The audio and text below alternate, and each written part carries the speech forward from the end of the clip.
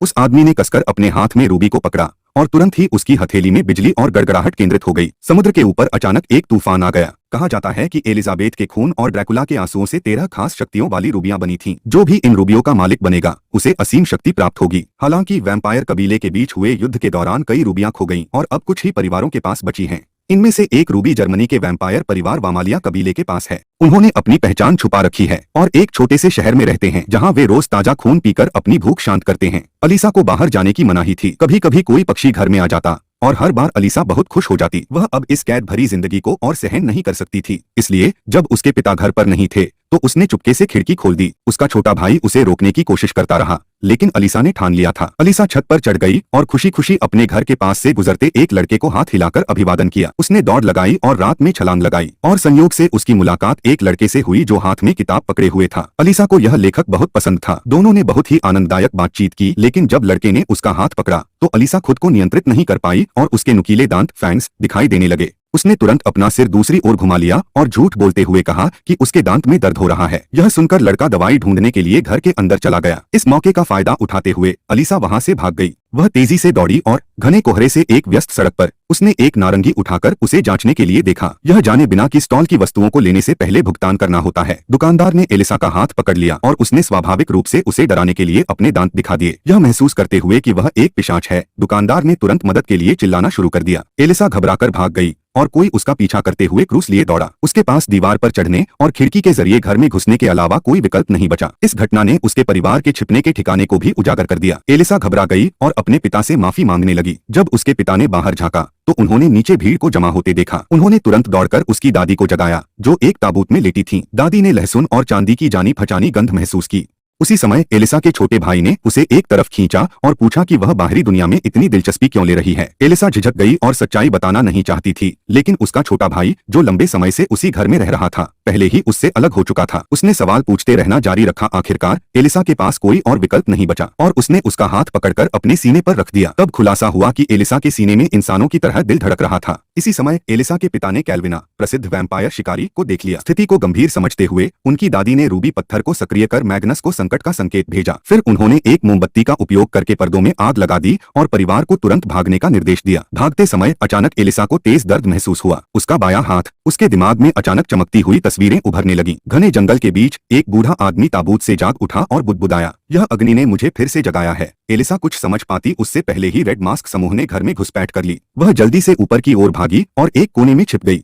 Red mask के सदस्य घर में दाखिल हुए और एक पारिवारिक फोटो उठा ली। यह पता चला कि जिसे एलिसा अपना पिता समझती थी वह उसका असली पिता नहीं था, वह तो केवल परिवार का एक सेवक था। कहा जाता है कि एलिसा के माता पिता धूप में स्नान करने के लिए बाहर गए थे। उसके एक अधीनस्थ ने आकर रिपोर्ट दी कि उन्हें एक सुरंग मिली है। कैल्विना ने सबको नीचे बुलाया। जब एलिसा ने सोचा कि सब लोग जा चुके हैं तो वह बाहर निकलने ही वाली थी कि उसका सामना रेड मास्क समूह के एक सदस्य से हो गया। एलिसा जल्दी से अटारी की ओर भागी, लेकिन वह आदमी चाकू लेकर उसके पीछे दौड़ा और उसे धमकाने लगा। एलिसा ने झूठ बोलते हुए कहा कि वह इंसान है और केवल जिज्ञासा के कारण घर में आई थी, यह देखने की वहां क्या हो रहा था। हैरानी की बात यह थी कि उसने उस पर विश्वास कर लिया। हालांकि जब एलिसा ने घबराहट में उसके पास वाले आईने की ओर देखा तो उसने भी उसकी नजर का पीछा किया और देखा कि एलिसा की परछाई गायब थी। सच सामने आने पर एलिसा ने तुरंत उसे लात मारी और अटारी की खिड़की से कूदकर भाग निकली। वह सड़क पर कूदी और तेजी से दौड़ने लगी। दुर्भाग्यवश उसे रेड मास्क समूह के एक अन्य सदस्य ने पकड़ लिया। सौभाग्य से यह व्यक्ति एलिसा का गोद लिया हुआ पिता निकला। ऐसा प्रतीत हुआ कि एलिसा ने एक बूढ़े आदमी को जागृत कर दिया था। उसकी उंगली में एक अंगूठी थी जिसमें एक लाल माणिक जड़ा हुआ था। बूढ़े आदमी ने महसूस किया कि कोई उसे चुपके से देख रहा था। थोड़ी देर बाद रोशनी गायब हो गई। एलिसा के पिता ने इसे एक शक्ति की चिंगारी के रूप में पहचाना, लेकिन इसका अर्थ समझाने से इनकार कर दिया। उसने केवल इतना कहा कि इस क्षमता को छिपाकर रखना और वादा किया कि वह सही समय आने पर सब कुछ बताएगा। यह कहने के बाद उसने उसे खींचकर वहां से ले गया। उन्होंने जल्दी से बाकी समूह के साथ फिर से मिलन किया। एलिसा की दादी और छोटे भाई के साथ। मैग्नस, जिसने समय पर संकट का संकेत प्राप्त किया था, परिवार को लेने के लिए पहुंच गया था जब तक कैल्विना उन तक पहुंची। एलिसा और उसका परिवार पहले ही सुरक्षित रूप से जहाज पर चढ़ चुका था। हालांकि कैल्विना इस समूह को भागने नहीं देना चाहती थी। घर लौटते समय कैल्विना ने अपने बेटे को उनका सामान पैक करने और जाने की तैयारी करने का निर्देश दिया। दिलचस्प बात यह थी कि उसका बेटा वही लड़का था जिससे एलिसा पहले मिली थी। उसका नाम नेकू था। ऐसा लग रहा था कि नेकू अपनी माँ के इस अभियान का पूरी तरह समर्थन नहीं करता था और अनिच्छा से उनका सामान इकट्ठा कर रहा था। एलिसा जिज्ञासा से चारों ओर देख रही थी, अपनी परिस्थितियों को समझने की कोशिश कर रही थी। जहाज पर मौजूद लोग उन्हें ठंडे नजरों से देख रहे थे। उसे अलग ले जाकर उसने उसे जहाज पर सतर्क रहने की चेतावनी दी। हालांकि उसी रात एलिस की हथेली फिर से चमकने लगी और उसने बूढ़े आदमी की एक और झलक देखी। उसने एक पिंजरे से एक चमगादड़ निकाला और अपनी अंगूठी के रूबी पत्थर को चमगादड़ के होठों से छुआ। पल भर में चमगादड़ इंसान में बदल गया। बूढ़े आदमी ने चमगादड़ लड़की पर एक चोगा डाल दिया और उनकी बातचीत से यह स्पष्ट हो गया कि वह बूढ़ा आदमी स्वयं ड्रैकुला था, जो 300 सालों से गहरी नींद में था। क्लांस के रूबी पत्थर ड्रैकुला के आंसू और एलिजाबेथ के खून से बने थे। उसी समय प्रकाश अचानक गायब हो गया। एलिसा अपने ताबूत से बाहर निकली, अपनी चमकती हुई हथेली पर कपड़ा लपेटा और चुपचाप देख की ओर चल पड़ी। आजादी का ऐसा अनुभव उसने पहले कभी महसूस नहीं किया था और वह उत्साह से भर गई थी। अचानक एक युवा आदमी ने उसे एक कोने में खींच लिया और टेलीपैथी के जरिए उससे बात की। उसने एलिसा को चेतावनी दी कि वे इधर-उधर घूमते हुए मैग्नस को न पकड़ने दें। सभी कबीले के बीच केवल ड्राकस परिवार ही दूसरों के विचार पढ़ सकता था। यह परिवार क्रूर और निर्मम था। अचानक एलिसा को अपने सामने खड़े युवा व्यक्ति के प्रति कोई सहानुभूति नहीं रही, खासकर उनके नेता मैग्नस के प्रति। मैग्नस को युद्ध के दौरान कई रूबी पत्थरों की लूट के लिए जाना जाता था। एलिसा के विचार सुनकर युवा व्यक्ति ने गुस्से में घोषणा की कि वह मैग्नस का बेटा है।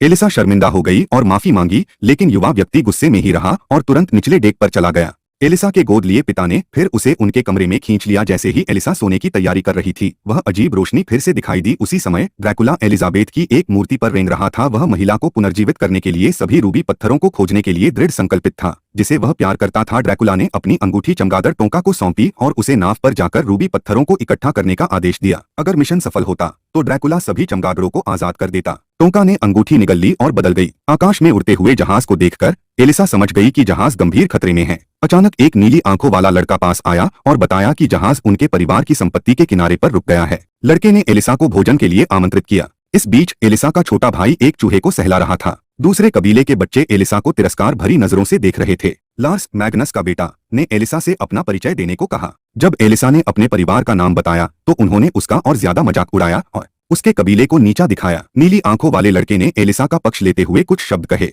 फिर उसने एक बाइबिल लार्स की ओर फेंकी, जिससे लार्स के हाथ तुरंत जलने लगे।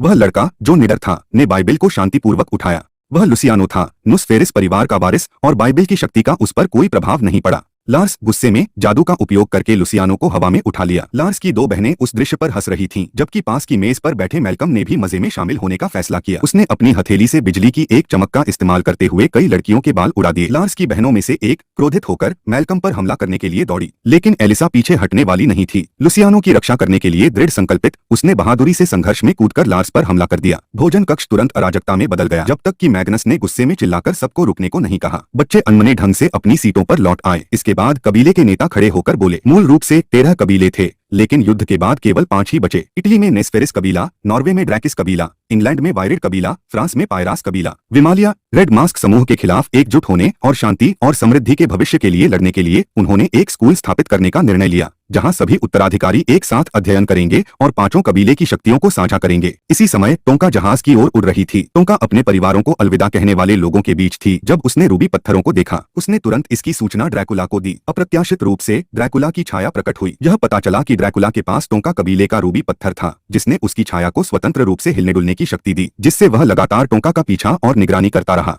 टोंका ने अपने वास्तविक रूप में मैग्नस की गाड़ी में छिपकर समूह का पीछा किया। इस बीच जहाज पर वारिसों ने अपनी पाठशाला शुरू की। एलिसा नए पाठों के लिए बेहद उत्सुक थी। जो पहली कला वे सीखने वाले थे वह थी पवित्र वस्तुओं का प्रतिरोध करना, जो नुस्फेरिस कबीले की विशेष क्षमता थी। आज के पाठ के सहायक शिक्षक उम्बर्टो थे। उन्होंने एक संदूक खोला और धीरे धीरे मंत्र पढ़ा, फिर नंगे हाथों से एक क्रॉस उठाया। बच्चे डर के मारे पीछे हट गए और उनके दांत बाहर आ गए, लेकिन लुसियानो मंत्र पढ़ने के बाद क्रॉस को पकड़ने में सक्षम हो गया। कक्षा में रहने के लिए उसने लाश से अपनी शक्तियों का उपयोग करके संदूक को गिराने के लिए कहा, ताकि उस अफरा-तफरी का फायदा उठाया जा सके। दोनों वहां से चले गए, लेकिन एलिसा ने सब कुछ देख लिया। जाने से पहले लार्स ने एलिसा को चेतावनी दी कि वह यह राज किसी को न बताए। थोड़ी देर बाद कक्षा फिर से सामान्य हो गई। पास ही खड़े प्रिंसिपल को अचानक मैग्नस से खबर मिली। मैग्नस पर चमगादड़ों ने हमला किया था और वह एक रूबी पत्थर खो बैठा था। बच्चे आने वाले खतरे से अनजान शांति से पाठ सुनने में लगे रहे। उसी समय उम्बर्टो ने देखा कि 2 छात्र गायब थे। लार्स और मैल्कम कहीं नजर नहीं आ रहे थे। उसने पीछे मुड़कर पास बैठी एलिसा से पूछा, लेकिन वह चुप रही। कोई और विकल्प न होने पर उम्बर्टो एलिसा को प्रिंसिपल के पास ले गया।